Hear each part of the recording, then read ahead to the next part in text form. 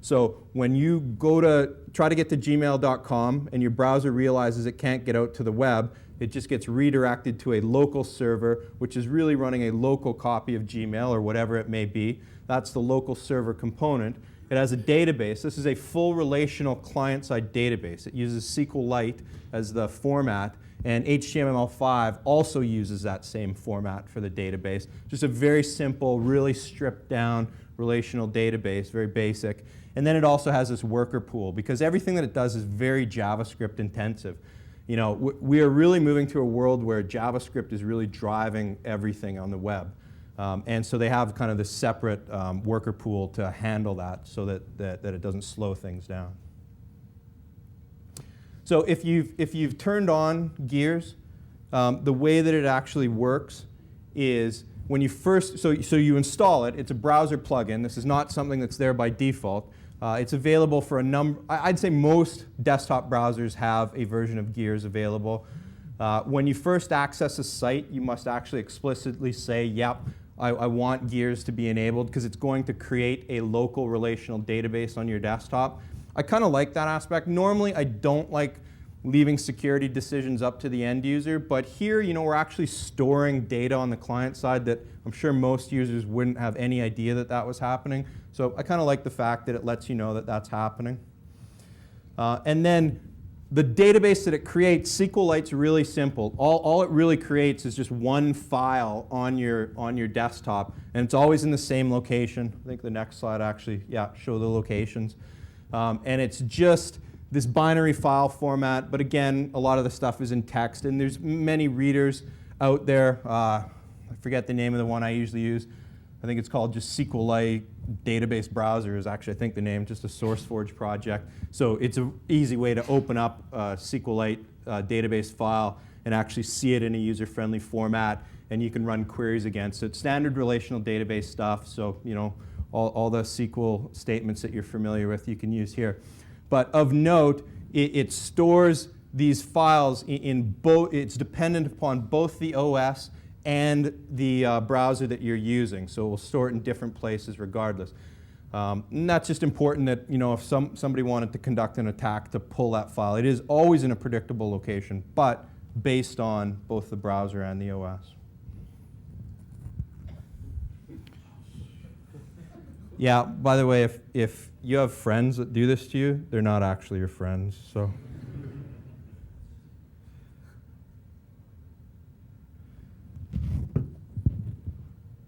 So let's talk about client-side SQL injection. So we've always thought of SQL injection as a server-side attack.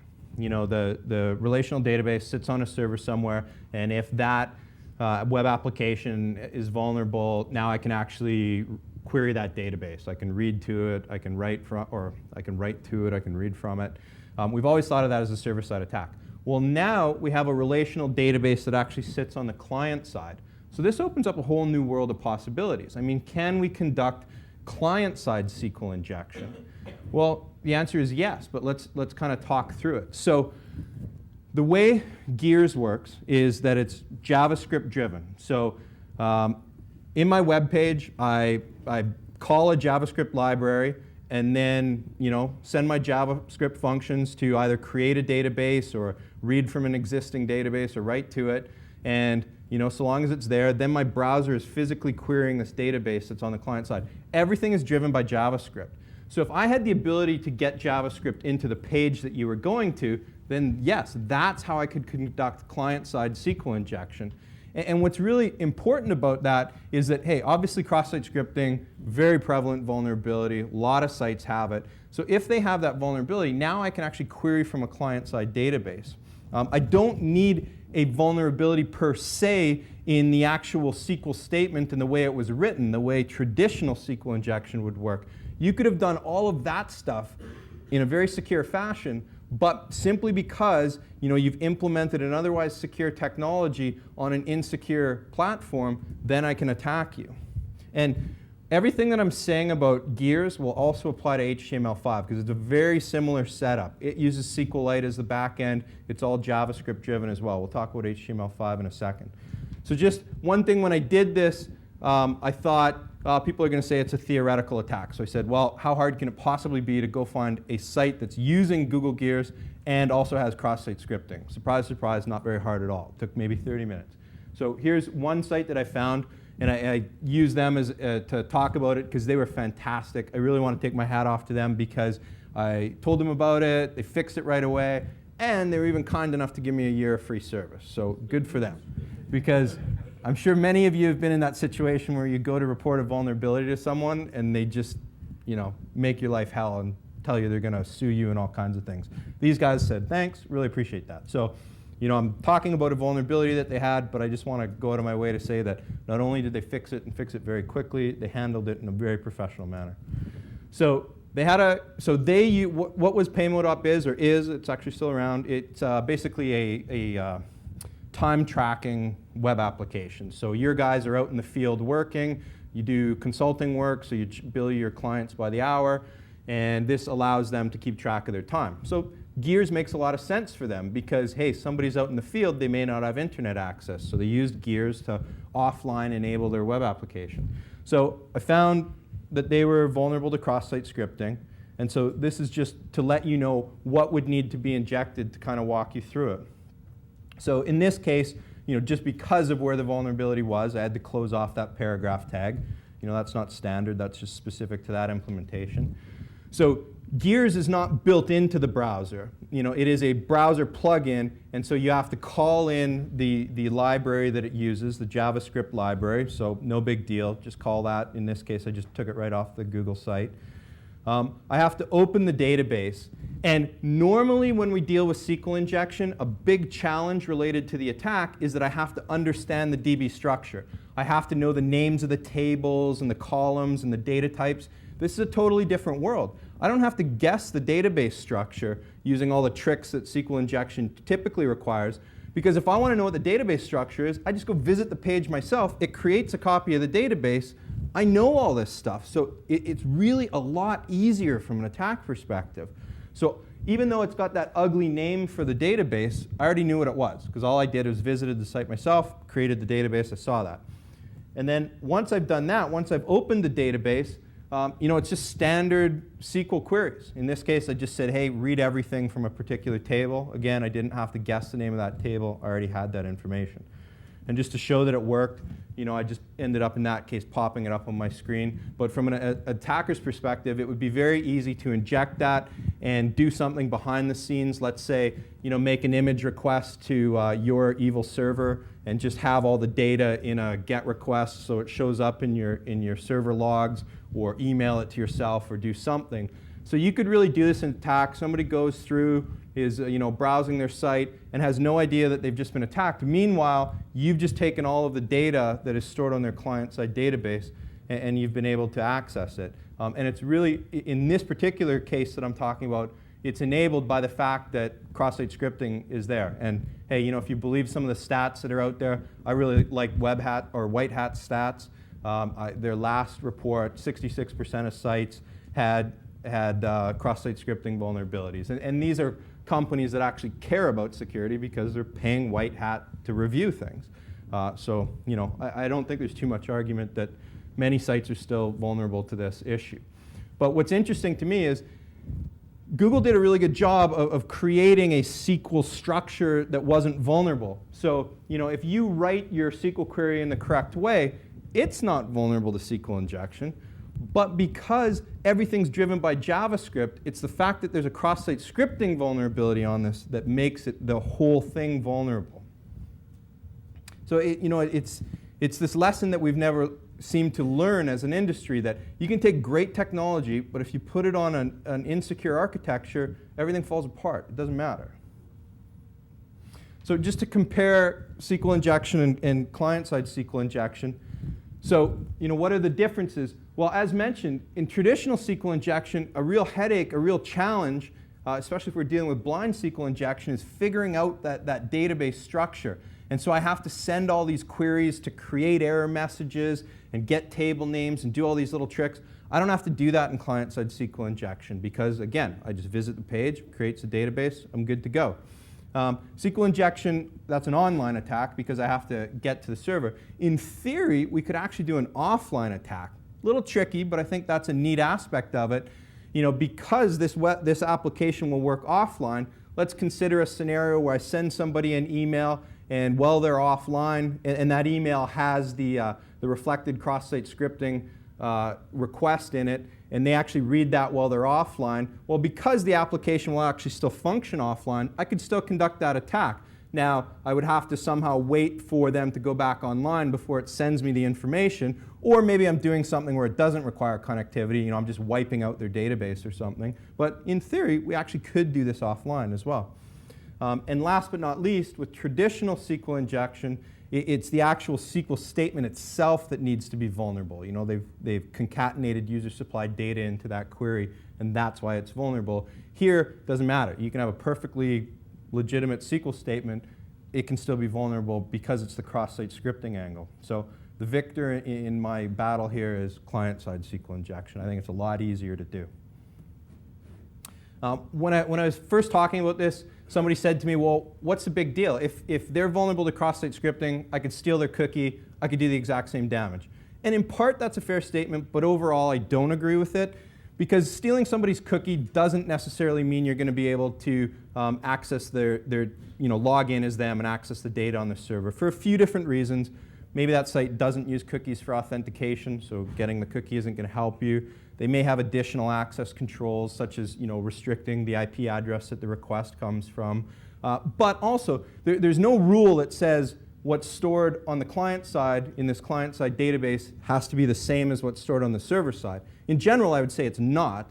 In most of the things that I've seen, it's actually more of a subset of data, but it could be completely different data. So you could be attacking something completely different. So what sites are using Gears? There's many. It's really been driven a lot by Google, because Google has actually enabled a lot of their sites, and obviously they're a trendsetter. Of note, as we move into HTML5, we'll actually see Gears start to go away. So earlier this year, Google said that they're going to wind down support of Google Gears, and that wasn't surprising, because at the very beginning they came out and said, we have no intention of competing with HTML5. We just we're not ready to, we don't want to wait for HTML5, because HTML5, as I'll talk about, it's a spec that's been going on for many years. It's starting to get adopted, and browser vendors are adopting little components of it, but it will be many years before it's fully, the spec's not even done yet. So it'll be many years before all browsers have this stuff. So Gears is really more of a bridge. So not surprising. I think slowly we'll start to see it actually go away, and we'll see Google and others start to focus more on the HTML5 angle of things. Just some of the pros and cons of it. I like the fact that it requires user acceptance and says, hey, I'm going to create this relational database on your machine. They've done a good job of actually creating an implementation of SQL and SQL queries that's not vulnerable. But as mentioned, if this is implemented on an otherwise vulnerable system, doesn't matter. Let's talk about HTML5. So HTML5 getting a lot of buzz right now because a lot of people are saying, hey, this is the Flash killer. I don't totally agree with that. But it's going to bring a lot of changes to the way HTML, to the capabilities of HTML. But one of the things, so HTML5 has tons of stuff. It's a huge specification. They began working on it in 2004, finally got a working draft out in 2008, and it's only starting to be adopted. Some browsers have really adopted very little. Others, like WebKit, has been a little more aggressive. But one slice of it is what's called structured client-side storage. And that's what I'm most interested in, because that's really what's the Gears equivalent. It really has the same functionality. It has a few different storage capabilities. Session storage, you could think of that as just your traditional HTTP session cookies, a little bit more flexibility. Local storage, again, like HTTP cookies, persistent HTTP cookies. The one that I'm most interested in is what they call database storage, because that is, again, that full local relational database capability. SQLite is the spec that they use for that. So from that point on, it's really the same thing as Gears. So the attack that I just talked about using cross-site scripting, will work the same way against HTML5 as it worked with gears. So what's in HTML5, just to give a little background? It has all these structural elements. Today we have div tags to kind of slice and dice up our page and treat things differently. So it really gets a little more granular there. It has very specific structural elements, headers, footers, things of that nature. But what's of more interest to me is all these APIs, cool APIs. Now we can build web applications that are a lot more interactive, do drag and drop. The video is the one that's getting a lot of buzz because now YouTube and Vimeo and all these sites are actually implementing HTML5. And what's doing that? Well, because before Flash kind of controlled the world of video on the web, but now that Apple is being a stick in the mud and saying we're not going to support Flash. So sites like YouTube are saying, okay, well, we'll enable HTML5 because WebKit-based browsers already have the capability to handle certain parts of HTML5, the video being one and the database storage being another. The challenge there is all of the browser vendors can't agree on a spec for the video. We've got Apple saying it's got to be MPEG-4, and then Firefox is upset because MPEG-4 actually isn't license-free, so they want this Ogtheora to be theirs. So anyway, it's a long way to go before we get standardized, but there's going to be all these cool new APIs that will allow you to do a lot more functionality in your web app. But again, the one I'm most interested in is that last one, offline data storage. So people say it's the Flash killer. I don't agree because you can build a very full-featured application using Flash. HTML5 is not designed to do that, but it definitely is going to make a dent, especially in the audio and video. I mean, now adding a video is no different than adding an image tag. Today we have image source, and we just pull an image in. Now, literally, video source, you pull it in, done. But all of these APIs are driven by JavaScript. So again, this really heightens the value of a cross-site scripting vulnerability because now there's so much more that I can do. Which browsers are supporting that local database storage piece of HTML5? Kind of all over the board. Really, in a nutshell, it's the WebKit-driven browsers. So that's Safari and Chrome primarily. Mobile Safari does it, though, which is really important. So mobile Safari is what's on the iPhone. So if you have an iPhone, take a look. Go into your settings, go into Safari. Yeah, and under the Safari settings, you can actually see that there's a databases flag. And then click on that. And you'll see, most likely, if you've had your phone for a while, there will be domains listed. So these are all relational databases which exist on your iPhone. SQLite format, you don't know they're there. It's not like Gears where you get a pop-up that says, hey, I'm going to create a relational database. In this case, it just does it behind the scenes. But for every one of these sites that you've been to, there is now actually a database on your phone. And Google has really pushed this. So you can see here, this is accessing Gmail, but I highlighted the airplane icon to show you that this is actually offline. I'm not online at the time that I'm doing this. And they've done this for a lot of their applications. Why? Because whereas for the desktop, they used Gears to enable this offline capability. There is no Gears plugin for the iPhone. They couldn't do that because Apple's got this more closed ecosystem. They don't want people building plugins for their browsers. So they said, hey, cool, no problem. We'll attack that with HTML5 because HTML5 gives us the same capabilities. And WebKit-based browsers already support this capability. Mobile Safari is a WebKit-based browser. And actually, I think that it is the mobile world which is really going to push adoption of this because the mobile world gives us a bit of a clean slate. We don't have all the things that we had. Whereas before we had options like Flash, we had options like Google Gears. Now we don't have those. But HTML5 can do many of those things. So I think we're going to see more adoption of HTML5 capabilities in mobile sites than we will in traditional websites. What are some of the risks associated? So this is the same thing. If I have cross-site scripting, I can still query that same database. In this case, there is no concept of the path attribute. So I can query it regardless of where on the domain this database was actually created. So think of sites that have a lot of user-supplied content. maybe somebody else has created a cross-site scripting vulnerability. Same thing where I don't have to know the database structure, but SQL, just like other relational databases, there are standard queries where if you just want to say, hey, give me every database that's been created, give me every table that's been created, it's got that too. But you actually don't need it because you don't need to guess the database structure. You just go to the site and you get a copy of it.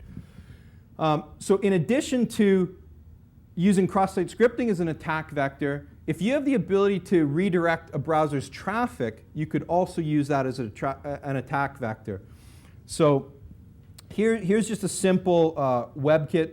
So if you want to see HTML5 relational database capabilities in action, just go to webkit.org. They have this neat little example where you have you make these sticky notes, and you go to the site and then go check those storage locations that I showed you in an earlier slide, and you'll see that it's actually created a relational database. And you can open that up in one of the SQLite viewers, and you can actually see what's there. So, but it has this concept of a same origin policy. So if I go to visit this site, it'll create it specifically for that site. This is just one of those SQLite browsers, SQLite database browser, free SourceForge project. And you can see that traditional database. I just have the structure. I can execute SQL against it.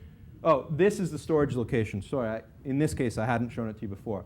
So I only showed it for Mac OS X because really today that's really the only platform where you're going to see this on, because it has to be, well, that's not true because Chrome supports it now. But I didn't actually do this on a Windows machine. But same idea. It will have a standard storage location. So if I wanted to, remember I conducted the SQL injection, client-side SQL injection attack using cross-site scripting for gears. Same thing here. Although this is what I would need to inject. It's actually one step easier because in the gears example, I had to call that outside library. I don't have to do that because now it's actually baked into the browser. This is real functionality that is part of the browser, in this case Safari. Same thing. All I have to do is know what database to open. Don't have to guess that. I just go to the page, get that information, and then just execute my SQL. That simple. So if I could inject that content, I could actually read from the client-side database. So how could I do that? We already talked about the concept of using cross-site scripting to do it, but are there other options? Well, yeah, I could use traffic redirection. So all that matters is my browser must believe that it is going to the site that set up the database, and as long as it believes that, it will freely allow it to query that database. So to demonstrate that in a simple fashion, so here I go to the site where this demonstration application is, webkit.org. Make a couple test notes there. And you'll see, that's the URL where it is stored online.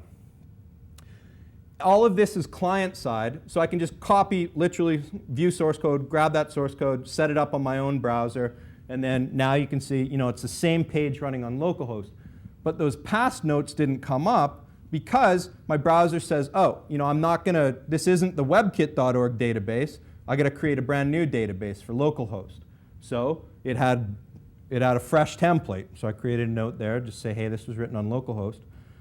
But then, just to show a redirection, I just changed my Etsy host so that webkit.org will actually get redirected to my local machine. And now when I view the page, sure enough, I'm seeing the original notes that I'd set up that were at webkit.org. So if I could redirect traffic, as long as my browser believes that it's going to the site that originally created the database, and I have the ability to inject JavaScript into that page, now I can query that same database. So I wouldn't necessarily need cross-site scripting as the attack vector. So maybe I do traffic redirection through some kind of DNS hijacking, or I have a browser vulnerability where I actually have the ability to write to the file system, so I just physically alter their Etsy host file. I definitely see a proxy as a capability to do this. You convince somebody to view the web through a proxy that you're running. You can just inject the JavaScript directly into the stream and conduct your attack that way. Or as I'd mentioned, cross-site scripting. So what kind of stuff is stored in there? Well, a lot of Google applications are enabled to do this. And if you want to see it in action, obviously it's kind of hard to test on your phone. Because the desktop version of of Google Voice, for example, won't use the HTML5 relational database because they already have gears running for that. But a simple way to test this is just change your user agent. You're on Safari, change your user agent to the iPhone user agent, because that's how it decides what website it's going to deliver up. And then you'll get the iPhone page, and it will actually create the relational database and use the HTML5. So just to show you, these aren't simple databases. There's a lot of stuff stored in there. Here's a view of Google Voice. Here's a view of Gmail. This is all the stuff stored. What is actually in there? All kinds of stuff. If you look at the Gmail relational database, it'll have snippets of all of the emails. It won't have full email messages for everything. It does, however, have full message body for cached messages. So I don't know if there's a number limitation, but there's usually a couple dozen messages that actually have the full message in there. But it'll have email addresses of who the email was sent from and to. So in my opinion, really valuable information if you're an attacker that you could retrieve this. Google Voice, really interesting as well. Because it doesn't store the voice messages, so you're not going to be able to steal those that way. But you can definitely get contact information, name, phone numbers of people, addresses, and even their image. Like if somebody's added their image to their Google account, I thought that one was kind of interesting. It'll store the URL for it, and I'd assume that that would be locked down based on, you had to be logged in. So if I stole that URL, no. So you could actually even get pictures of all the people that somebody was friends with. So, but why is this different? If I could get in line, I could already sniff your email. As I'm sure that this weekend many people have had their email sniffed, right? Because they were using an open network. So why is this different? Well, the difference is that this isn't passive. This is active. I don't have to wait for the information that I care about. I can actually query the database. As long as I can get that client-side JavaScript in there, I can write whatever query I want. I can say, give me the whole database. I can say, show me all the person's friends. I can say, show me all the phone numbers of people. So this is actually active querying of the client-side database. And this is functionality. It's not exploitability. When a traditional SQL injection attack, I have to find something that's vulnerable. So I couldn't do that on any site. In this case, if I can inject my JavaScript, it's a functionality. I can query the client-side database. Gears versus HTML5, again, these are not competing technologies. Expect Gears to actually fade away as HTML5 becomes more available. Today the relational database component of HTML5 is really only available to WebKit-based browsers. So that's primarily Safari and Chrome. It's not supported on, I think I actually have, maybe I showed it earlier, but it's not supported on IE, it's not supported on Firefox, not supported on Opera. But once those browsers support this relational database local storage component of HTML5, then I think you'll see Gears disappear once and for all. Just to compare all those different storage technologies, cookies, hey, we've had them forever. The beauty of them is that they're universal, so if we want to use that as a storage mechanism, everyone has them. Real limited though, 4K of data typically. I can only store text in there. Flash local shared objects, just to review that. It is pretty much universal, thanks to YouTube. Everybody runs Flash. And I have greater storage capabilities, 100K by default, and people typically aren't going to be able to flush that. But the future really lies not so much with Gears, but HTML5, although they're pretty much the same thing from this perspective. Unlimited storage. I mean, there's no restriction on how much you can store there. But it's the adoption that's the big difference. There aren't too many sites and end users that are using this just yet. So how will this change things for an attacker?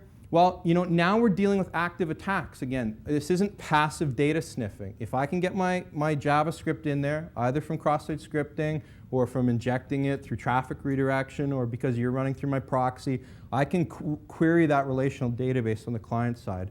The structure is open. I don't have to guess at what the database structure is. Easy to find out. So the attack surface is very different. Before, we had all the data stored on a server somewhere. Everybody's data was there. If it was vulnerable, really bad, because I could get everybody's data. Now I have everybody's data distributed all over the place. So I'm only going to get their data but in my opinion, actually a lot easier to attack because all I have to do is get my JavaScript in there, and there's a lot of avenues to do that. And just the cross-site scripting angle alone, if 66% of sites have cross-site scripting vulnerabilities somewhere on them, and again, it doesn't matter where the vulnerability is, because as long as the request comes from that domain, I can query that database. There are going to be many sites that are going to be deploying client-side storage that are going to be vulnerable. I have little doubt about that. Another thing that I think we should keep an eye on, because it's an interesting angle for this, is web-based worms. So, you know, we've seen web-based worms. SAMI kind of came onto the spotlight a few years ago. This past year, we had the stock daily worm. So now, though, we have the ability for client-side storage. So we have this persistent storage. A web-based worm, the persistency always occurred on the server side. So like the stock daily worm, it was actually infecting a form field on a user's profile. Well, now part of the persistency could be offline. So, you know, maybe even if the website cleans something up, somebody else comes back online, they actually have that malicious JavaScript stored on their client side. You know, maybe they can push things and use kind of drop boxes. I don't know, it's up to the creativity of the attackers, but definitely gives a new angle there. So just some of my predictions going forward. I think that Gears adoption will die off as HTML5 gets more widely adopted. HTML5 adoption is going to be bigger on sites that are geared toward the mobile market because of some of the limitations of technologies that aren't available on mobile devices like Flash and Gears. Vulnerable sites, we'll continue to see sites pushing the limits of traditional storage technologies, cookies, local shared objects. So we'll see all kinds of interesting things there. But you know, the biggie is that as sites start to adopt Gears and especially HTML5, I think this whole concept of data leakage or stealing data from this client-side relational database will become a much, much bigger issue. And with that, I thought I'd leave you with something memorable. Fortunately, this guy's not my neighbor. Any questions about things that we talked about? Yeah, go ahead.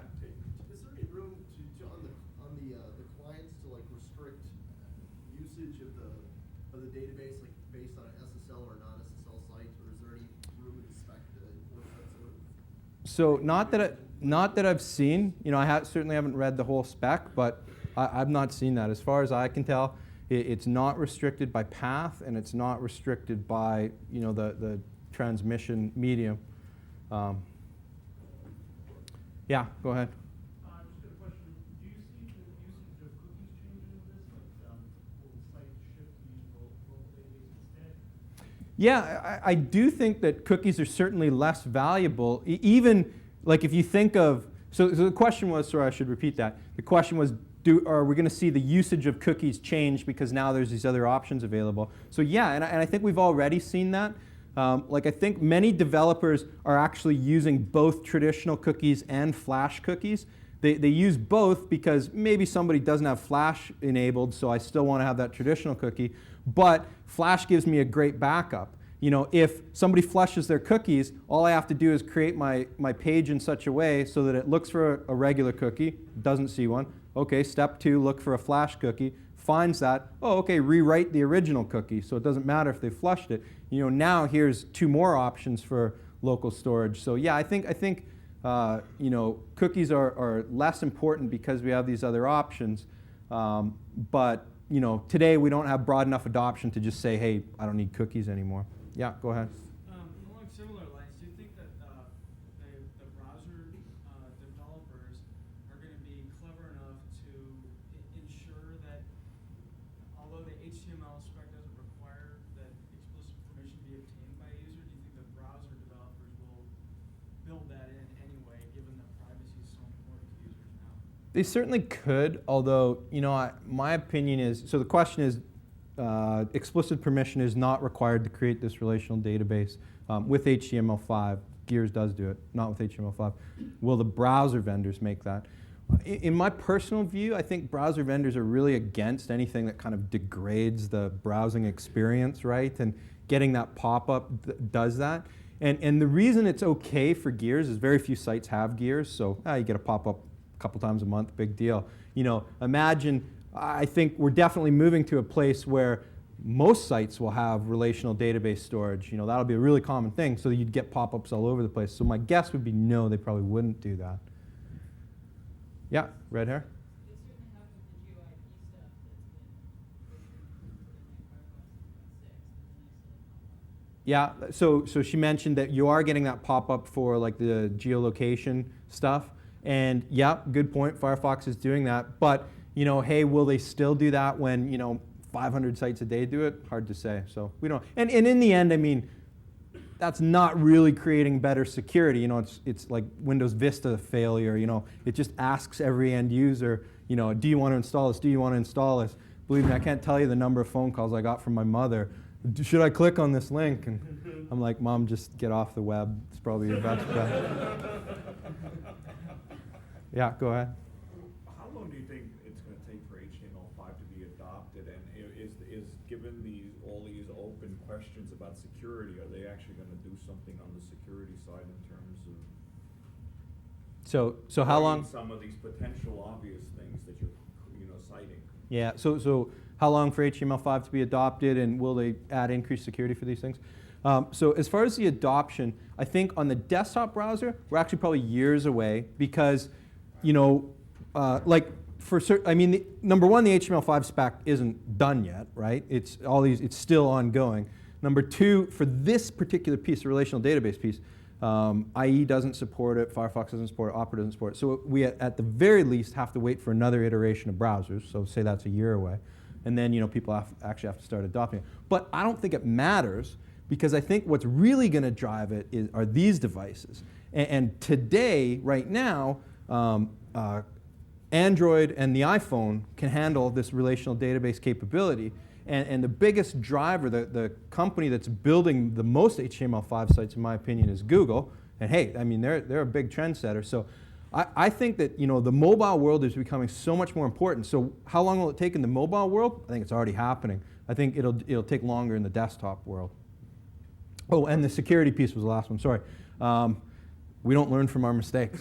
You know, we have this fresh start. You know, we can create this thing. And you know, when I first got this, I was like, oh, wow, cool. It has no security whatsoever.